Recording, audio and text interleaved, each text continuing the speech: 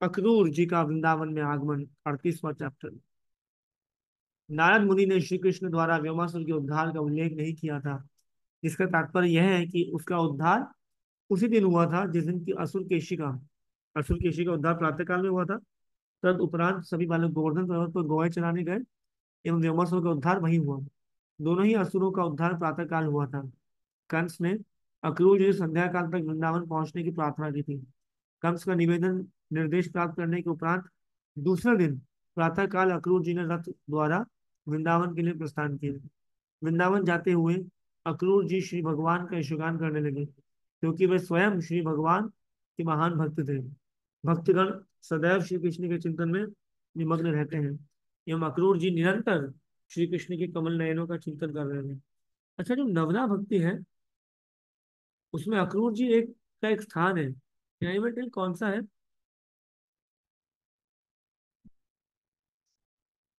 जैसे is श्रवणम is by Parikshit महाराज। हाँ, क्या हुआ?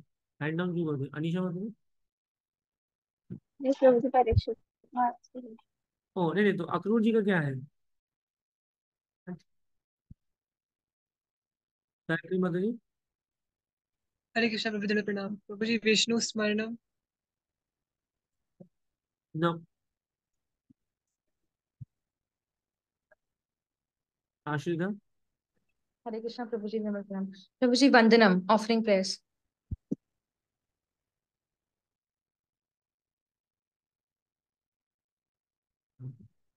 Yes, Madhavi. I'm just a little confused. I'll just get back to you in a while. But वंदना भी है क्योंकि 5 से मिनट तो रखने की कवरेज नहीं है। ये नोटबुक कहाँ है, वो उसमें लिखा होगा है इस फाइल में। उन्हें ज्ञात था कि किन पुण्य कर्मों के फलस्वरूप उन्हें उस दिन श्री कृष्ण और बलराम के दर्शनार्थ वृंदावन जाने का शुभ अवसर प्राप्त हुआ था। भक्त कृष्ण तथा बलराम के दर्शनार्थ वृंदावन जाने का शुभ अवसर प्राप्त भक्त कृष्ण की सेवा के लिए अपने आप को सदा शुद्ध एवं अयोग्य समझता है। वंदनम इज द राइट आंसर माता जी, थैंक यू। या बिकॉज he'll do that। अतः अक्रूर जी मनी मन सोचने लगे कि भगवान के दर्शन का दिव्य अवसर पाने के योग्य नहीं थे, मैं नहीं हूँ। फिर भी मुझे ऐसा मिल रहा है, मतलब मैं उनको अपने आप को क्या बता रहे हैं कि वो सोच रहे थे ऐसा, क्योंकि जैसे एक भौतिकतावादी मनुष्य भगवत ज्ञान समझने में चतुर्थ श्रेणी का व्यक्ति मेरा धन के अयोग्य होता है, किंतु फिर भी अक्रूर सोचने लगे कि कृष्ण की कृपा से सब कुछ संभव है। अतः यदि उनकी इच्छा होगी तो मैं उनके दर्शन कर सकूंगा। जिस प्रकार नदी की लहरों पर तैरता हुआ घास का तिनका तट पर आकर संरक्षण पाने का सुअवसर प्राप्त कर सकता है, उसी प्रकार कोई भौतिकतावादी व्यक्ति कभी कभी कृष्ण कृपा से बचाया जा सकता है। अक्रूर जी ने विचार किया कि यदि श्री कृष्ण की इच्छा होगी तो वे उनके दर्शन करने में सफल होंगे। जिनके दर्शनों के हेतु महान योगी गण लालायित रहते हैं, उन श्री कृष्ण का वे दर्शन करेंगे। यह सोचकर अक्रूर जी ने स्वयं को परम भाग्यवान समझा। उन्हें विश्वास था कि उस दिन श्री कृष्ण के दर्शन मात्र से उनकी गत जीवन के सभी पाप के फल नष्ट हो जाएंगे एवं भाग्य से प्राप्त उनकी मानव योनि कृतार्थ हो जाएगी। कंस उन्हें श्री कृष्ण एवं बलराम जी को लाने के लिए भेजकर उन्हें भगवत दर्शन का अवसर दे रहा था। उसे भी इसे भी वह स्वयं के प्रति कंस का विशेष पक्षपात समझ रहे थे। अक्रूर जी विचार कर रहे थे कि प्राचीन काल में साधुगणों एवं संत जनों ने श्री कृष्ण के पाद पद्मों के प्रभावपूर्ण नखों के दर्शन मात्र से भौतिक जगत से मुक्ति प्राप्त कर ली थी। अक्रूर जी ने विचार किया, श्री भगवान अब एक साधारण मानव के रूप में अवतरित हुए हैं। यह मेरा परम सौभाग्य है। मैं इनका प्रत्यक्ष दर्शन करने में समर्थ होऊंगा। शिव जी, नारद जी, ब्रह्मा जी आदि महान देवता जिनकी वंदना वंदना करते हैं, गोपिकाओं के कुमंडित सरों का स्पर्श करने वाले एवं वृंदावन की भूमि पर विचरण करने वाले श्री कृष्ण के उन चरण कमलों के दर्शन की आशा मात्र से अक्रूर जी अत्यंत रोमांचित हो उठे। रोमांच कंपाशित रंग भाजो वंदे गुरु श्री चरणारविंदम। मैं इतना भाग्यवान हूँ कि आज उन्हीं चरणारविंदों को दर्शन कर सकूंगा। तिलक से विभूषित ललाट एवं नासिका वाले श्री कृष्ण के सुंदर मुख का दर्शन भी मैं निश्चित रूप से कर सकूंगा। आज मैं उनके हास्य एवं काली अलंकों अलकों के भी दर्शन करूंगा। यह सुअवसर प्राप्त होने का मुझे पूर्ण विश्वास है, क्योंकि आज मृग मतलब बेसिकली मांगलिक लक्षण हो रहे थे। आज मेरे लिए विष्णु लोक के दिव्य धाम की शोभा का वास्तव में अवलोकन करना संभव होगा, क्योंकि श्री कृष्ण परम विष्णु है और उन्होंने अपनी इच्छा से अवतार लिया है। वे सौंदर्य सिंधु है, अतः आज मेरे नयन तृप्त हो जाएंगे। याद था कि श्री कृष्ण परम विष्णु है। भगवान विष्णु प्रकृति पर दृष्टिपात करते हैं एंड देन इस प्रकार भौतिक सृष्टि का जन्म होता है। यद्यपि भगवान विष्णु यद्यपि भगवान विष्णु अ, इस भौतिक जगत के सृष्टा हैं, तथापि अपनी स्वयं की शक्ति के द्वारा वे प्रकृति के प्रभाव से मुक्त है। राम जी को मत छोड़िए, आप ध्यान दीजिए यहाँ पे, कोई बात नहीं। अपनी अंतरंग शक्ति से वे प्रकृति के अंधकार को भेद सकते हैं। आदि विष्णु श्री कृष्ण ने उसी प्रकार से अपने अंतरंग शक्ति के विस्तार से वृंदावन के निवासियों की सृष्टि की। ब्रह्म संहिता में यह भी पुष्टि किया गया है कि श्री कृष्ण का धाम एवं विशेषता उनके अंतरंग शक्ति के विस्तार है। वही अंतरंग शक्ति जो वे गोकुल वृंदावन में प्रदर्शित करते हैं, पृथ्वी पर वृंदावन के रूप में प्रदर्शित हुई, जहाँ अपने माता पिता अपने सखाओं रहने दीजिए रे, ग्वाल वाले गोपिकाओं के सानिध्य में आनंद का भोग करते हैं। And then these are discussing about Akrura ji की जो चर्चा था। अक्रूर जी ने भगवान की दिव्य लीलाओं की आवश्यकता के विषय पर भी विचार किया। उन्होंने विचार किया कि श्री कृष्ण के दिव्य कार्यकलाप, निर्देश, गुण, लीलाएं समस्त जनसाधारण के सौभाग्य के लिए हैं। श्री भगवान के दिव्य रूप, गुणों, लीलाओं और वैशिष्ट की चर्चा के द्वारा मानव मानव हाँ निरंतर कृष्ण धन्यवाद नाम से में अवस्थित अवस्थित रहते हैं। ऐसा करने से अकेले ब्रह्मांड वस्तुतः मंगल पूर्वक रह सकता है एवं शांति पूर्वक प्रगति कर सकता है, किंतु कृष्ण भावनामृत के अभाव से सभ्यता एक मृत शरीर के समान है। अक्रूर जी ने विचार किया, श्री भगवान श्री कृष्ण यदुवंश के एक वंशज के रूप में आविर्भूत हुए हैं। धार्मिक सिद्धांत उनके द्वारा व्यवस्थित नियम है। जो इन नियमों का पालन करते हैं वे देवता हैं, और जो नियमों का पालन नहीं करते हैं वो भगवान और वो दानव है, बेसिकली असुर है। परमेश्वर के नियमों के प्रति अत्यंत कर्तव्य परायण देवताओं के रक्षण हेतु ही उन्होंने स्वयं को आविर्भूत किया है। देवता एवं प्रभु के भक्तगण श्री कृष्ण के नियमों का पालन करने में सुख का अनुभव करते हैं एवं श्री कृष्ण उनके सर्व प्रकार। सो ही इज मेंशनिंग, वो सोच रहे हैं, बता रहे हैं भगवान कौन है, कैसे हैं, उनकी क्या कृपा है। आगे कीजिएगा, नेक्स्ट पेज। हाँ हाँ, अब देखिए महान अ, अब अक्रूर जी सोच रहे हैं कि मैं जैसे ही वहां पहुंचूंगा उनके पदार विंदों, उनके पदों की वंदना करूंगा। कल हमने देखा था ना कि अक्रूर जी क्या है, वंदन के आचार्य हैं।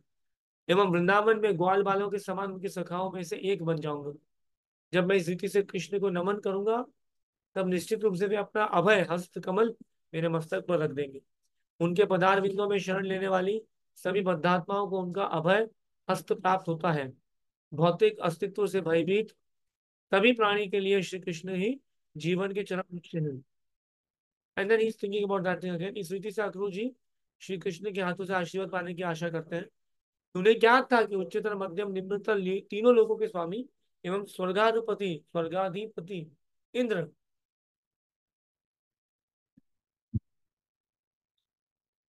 या श्री कृष्ण को जीवन जल इंद्र ने श्री कृष्ण को जल अर्पित किया था, जिसे स्वीकार करके भगवान ने आशीर्वाद दिया था। जब उन्हें बलि महाराज ने वामन देव जी को केवल 3 भग भूमि एवं धड़ जल दिया था, जिसे वामन देव ने स्वीकार किया था, उसी के फलस्वरूप बलि महाराज ने इंद्र का स्थान प्राप्त।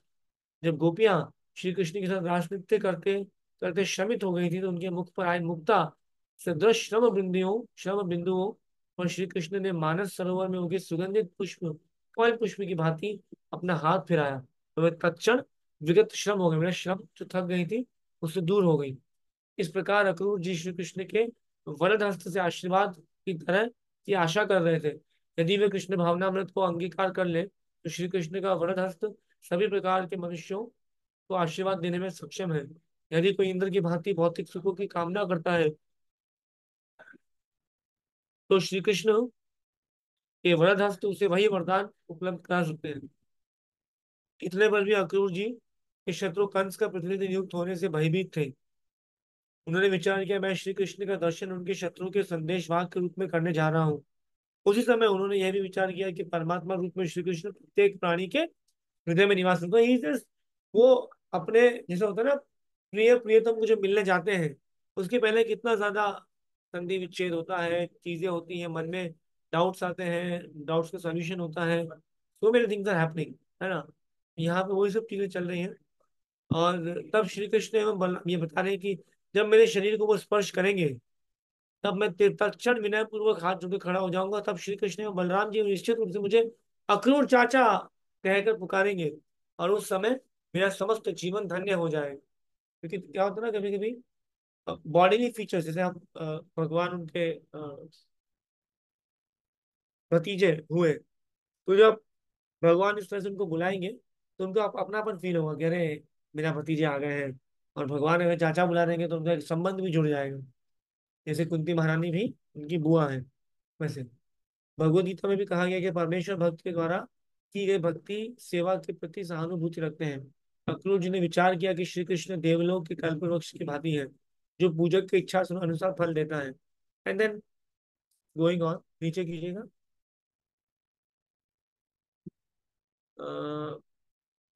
अक्रूर जी इस प्रकार श्री कृष्ण का ध्यान करते करते मथुरा से यात्रा करते हुए शुरू किए।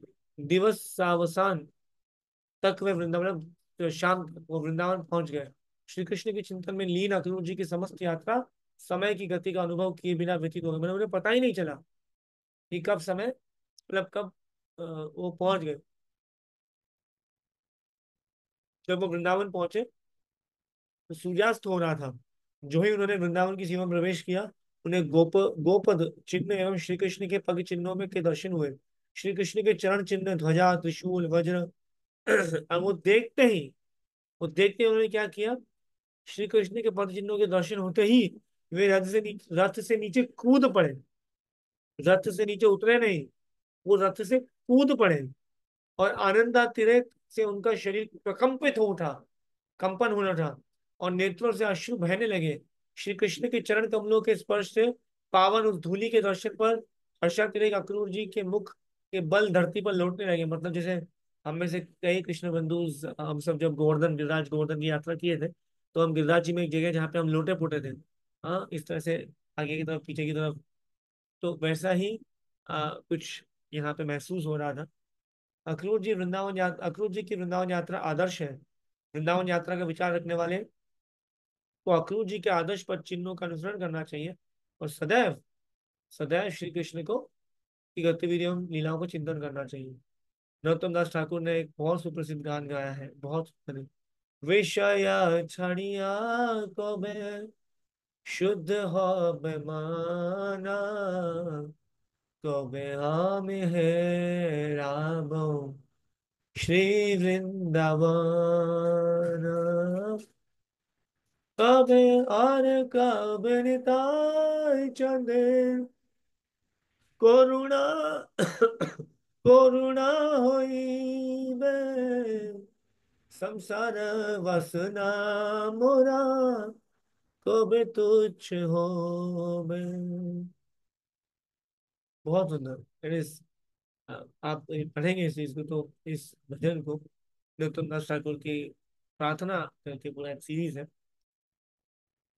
हाँ, विषय छड़िया, हम सब विषयों में फंसे, आप सब तो नहीं, मैं पूरी तरह से विषयों में फंसा हुआ हूँ।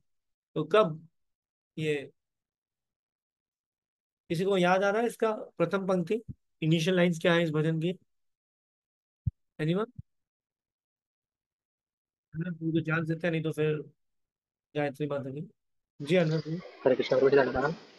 गौरांगा बोलीते हबे पुलक गौरांगा शरीर। बोलिते हबे पुलक शरीरा।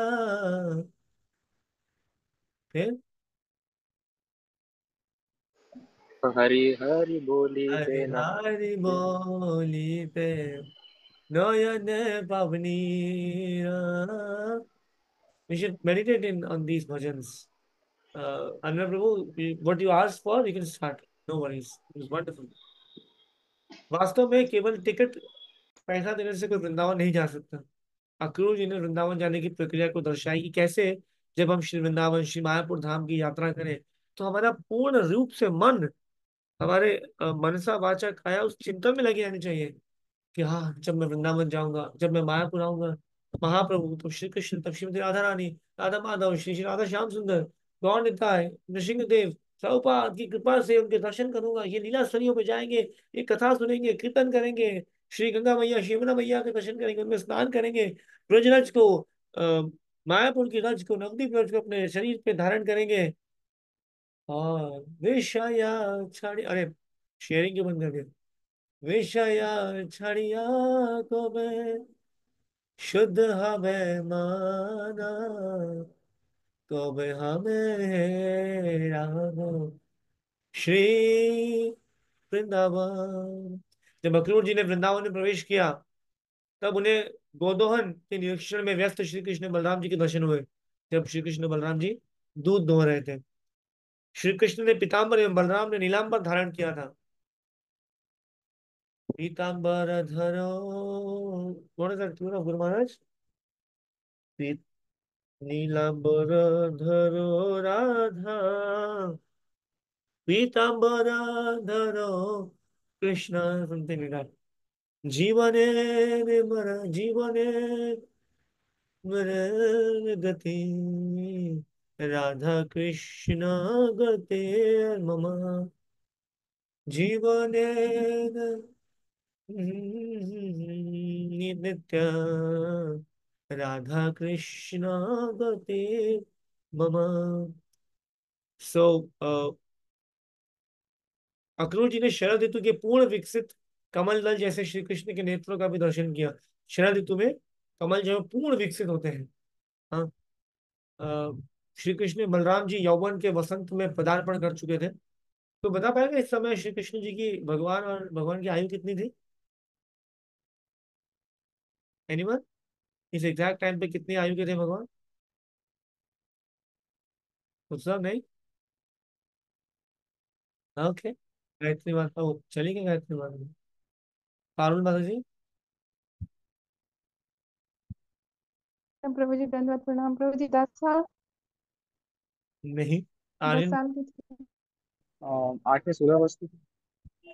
नहीं। निधि माता जी? हाँ प्रभु जी 11। 11 वर्ष। Exactly, thank you so much माता जी। 11 वर्ष के थे वो। तो अक्रूर जी आगे बताते हैं। अक्रूर जी समझ गए कि श्री कृष्ण बलराम गोचारण के पश्चात लौटे हैं। उन्होंने स्नानोपरांत नवीन वस्त्र, पुष्पमाला, रत्नजड़ित कंठहार धारण किए हैं एवं अ, हाँ, उनके शरीर पर चंदन का आलेप किया गया था। पुष्प चंदन एवं भगवान की सशरीर उपस्थिति की सुगंध की अक्रूर जी ने भूरी भूरी सराहना सराहना की। भगवान श्री कृष्ण एवं पूर्णांश बलराम जी के दर्शन करके उन्होंने स्वयं को कृतार्थ समझा। अब जरा आगे ही इज अगेन थिंकिंग, हाँ अब अक्रूर जी तत्काल रथ से, अब ये पहले जो रथ से कूदे थे वो वृंदावन में एंटर होते ही, अब फिर वापस रथ लोटपोट हुए, सब किए, रथ से वापस चढ़े। रथ पे जैसे जैसे ही आप दिल्ली से निकले हैं, आप मथुरा से निकले हैं और ब्रिज शुरू हुआ है, वैसे तो मथुरा भी ब्रिज ही है, और हम वृंदावन की बात करें, जैसे वृंदावन शुरू हुआ है, तुरंत अपनी गाड़ी को रोकिए, अपने बाइक, स्कूटर, रिक्शा को रोकिए, उतरिए और वहीं के वहीं ब्रज की रज को अपने माथे पे लगाइए, प्रणाम कीजिए।